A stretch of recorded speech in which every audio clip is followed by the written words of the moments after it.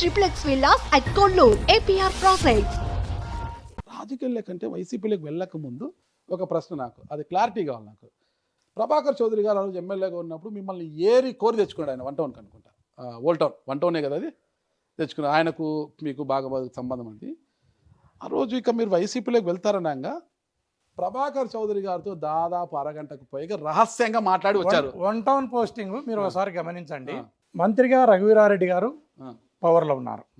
Congress party అధికారంలో ఉన్నప్పుడు నేను 1 టౌన్ పోలీస్ స్టేషన్కి రావటం జరిగింది.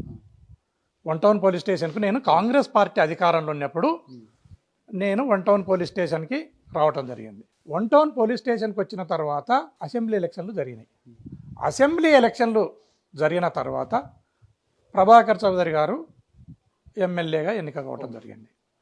ఆయన ఎమ్మెల్యేగా ఎన్నికైన తర్వాత స్వయంగా మీరు ప్రభాకర్ చౌదరిని అడగండి.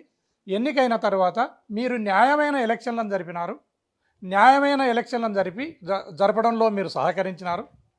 పోలీస్ ఆఫీసర్గా మిమ్మల్ని అప్రిషియేట్ చేసి పోవడానికి రావడం జరిగిందని ఇంటికి రావడం జరిగింది. ఖచ్చితంగా అంతకు తప్పితే అతనికి నాకు ఎలాంటి వేరే రకమైన సంబంధ బాంధవ్యాలు లేవనేది నిక్కచ్చిగా మీకు ఖచ్చితంగా చెప్తున్నాను. మీరు ఎలక్షన్ బాగా చేశారంటే మీ మీద మీలాంటి హానెస్ట్ ఆఫీసర్ ఉంటే టౌన్లో లా అండ్ ఆర్డర్ బాగుంటుంది అని తెచ్చుకున్నారు.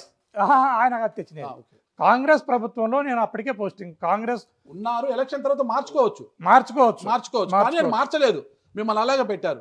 నేను అడిగేది ఏంటంటే వైసీపీలోకి వెళ్ళక ముందు ప్రభాకర్ చౌదరి గారి ఇంటికి వెళ్ళి అరగంట సేపు ఆయన ప్రత్యేక గదిలో రహస్య మంతనాలు చేసుకొని వచ్చారు అంటే మీ అభిప్రాయం ఆయనకు చెప్పారు. నేను వైసీపీలోకి వెళ్ళాలనుకుంటానంటే ప్రభాకర్ చౌదరి గారు ఉండు 2 రోజులు వెయిట్ చెయ్యి, నేను మాట్లాడుతున్నాను పైన మిమ్మల్ని నిలువరించే ప్రయత్నం చేశారు అనేది అయితే అప్పుడు కొంత ప్రచారం జరిగింది. వాస్తవమా కదా? 100% అది దుష్ప్రచారం ఉండవచ్చు, లేదా ఏదైనా గాలి వార్తలు ఉండవచ్చు.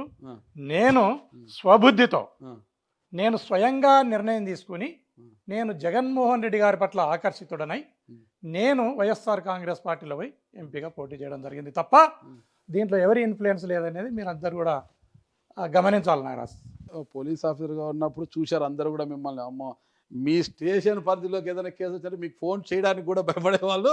తప్పు చేసిన వాడు మీ స్టేషన్కి వస్తే వాడిని తాట తీస్తారు, చాలా భయపడేవారు, చాలా దూకుడుగా ఉండేవారు.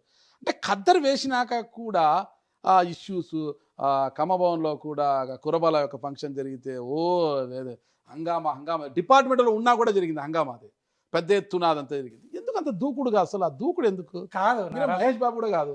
నేను అనేది ఏమంటే అప్పుడు జరిగినప్పటికీ నేను ఇన్స్పెక్టర్గా ఉన్నా. కురువ సంఘం ఇది గర్జన జరిగింది, దానికి మాజీ ముఖ్యమంత్రి సిద్ధరామయ్య గారు కూడా రావటం జరిగింది. ఆ సభలోకి పోయినప్పుడు కొంత అంటే సభలోకి నేను పోవడం ఒక్కనే సింగిల్గానే జరిగింది. సభలోకి పోయినప్పుడు కొంత రసాభాస జరిగినది వాస్తవము. అది నేను దానికి ఎటువంటి కారణం కాదనేది కూడా మీరు గమనించాలి. సరే, ఇవన్నీ తర్వాత 2019లో మీకు టికెట్ వచ్చింది. అప్పుడు కదిరి సీఏగా ఉన్నారు నాకు తెలిసి. చివరి నిమిషం వరకు మీ రాజీనామా కూడా ఆమోదం పొందలేదు. అది ఆగమేకల వల్ల ఆమోదం చేసుకొని మీరు బీఫామ్ నామినేషన్ వేశారు. ఇప్పుడు సార్ ఎంపీ అయిన తర్వాత మీ ఆస్తులు ఎంత అయిందో నేను అడగట్లేదు సార్. ఎంపీ కాకముందు మీరు కామన్ సీఏగా ఉన్నప్పుడు మీ ఆస్తులు ఎంత సార్? ఆస్తులు అంటే నాకు ఊర్లో ఉండే రుద్రవరంలో ఉండే భూములే.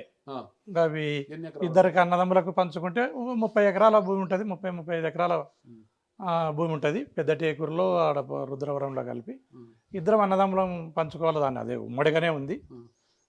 ఇద్దరం అన్నదమ్ములం పంచుకుంటే సగం ఆస్తి వస్తుంది. అంటే ఒక 50 కోట్లు వస్తుంది సార్ ఆస్తి. ఇప్పుడు ఆ రోడ్డు ఇప్పుడు అటువైపు రుద్రవరం పైన ఒక రోడ్డు పోతా ఉంది నారాజ్. ఆ రోడ్డు పోతే ఏమైనా ఆస్తులకు విలువ వస్తే నువ్వు చెప్పినట్ల కొంత విలువ వస్తుంది, లేదంటే ఇంకా వ్యవసాయానికి పనికొచ్చే ఈ రోజుకి ధర లేదు. అది సుమన్ టీవీలో మీ పర్సనల్ అండ్ బిజినెస్ ప్రమోషన్స్ కోసం కింది నెంబర్కి కాంటాక్ట్ చేయండి.